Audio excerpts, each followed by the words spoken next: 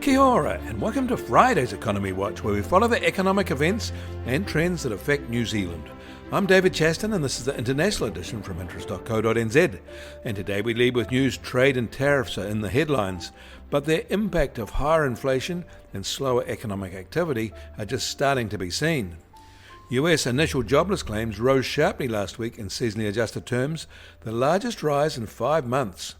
In actual terms, they are basically unchanged, when seasonal factors would have normally brought a good reduction in claims. These initial claim levels are 10% higher than year-ago levels and are now at 2.17 million people on these jobless benefits, also much higher than a year ago. US durable goods orders rose 3.1% in January from December, but there was a sharpish revision lower in the December data. The January level is 4.3% higher than year-ago levels. Non-defence capital goods were up 2.2% from a year ago.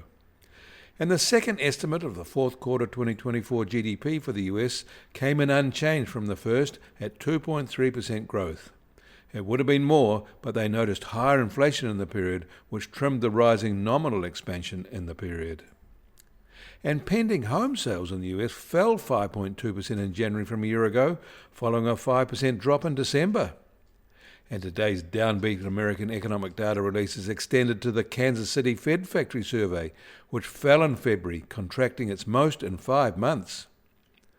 The US administration said China will be hit with a new 10% tariff, the latest salvo in the US president's steadily escalating trade fights. That is on top of the earlier 10% already in place. The president also said he intended to move forward with his threatened 25% tax on imports from Canada and Mexico, which is expected to come into effect on March the 4th. So it is little wonder that inflation expectations are rising amongst Americans. Tariffs are a tax on yourself, and higher prices either result from more expensive imported goods, or they allow local producers to face much less price competition, so those prices rise too. It'll be impossible for the US Fed to ignore, and bond markets aren't either. But north of the border, Canada said weekly earnings are rising faster there.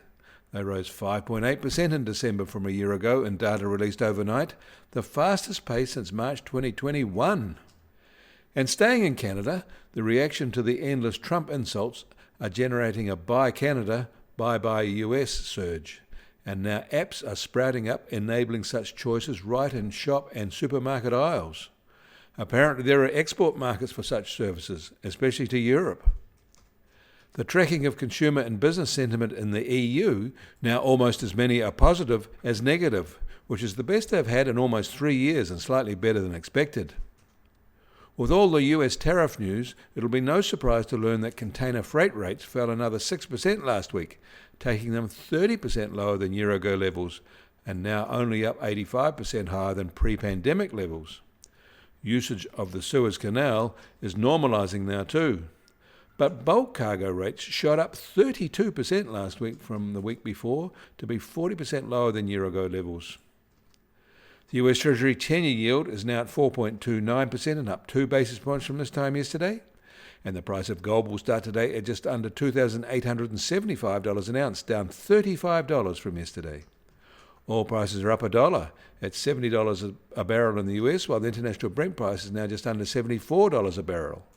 And the Kiwi dollar is now at 56.5 US cents, down 60 basis points from yesterday. Against the Aussie, we're unchanged at 90.3 Australian cents. Against the euro, we're down 10 basis points at 54.2 euro cents. That all means our trade-weighted index starts today at just over 66.5 and down a net 40 basis points from yesterday. And the Bitcoin price starts today at $84,968 and down 2.3% from yesterday. It is currently very much in a bear phase, with prices only rising when there is minor volume, but falling sharply when there is high volume. Sellers are choosing their timing, and there are a lot of them. Volatility over the past 24 hours has been moderate at plus or minus 2.8%. You can find links to the articles mentioned today in our show notes, and you can get more news affecting the economy in New Zealand from interest.co.nz. Kia ora, I'm David Chaston, and we'll do this again on Monday.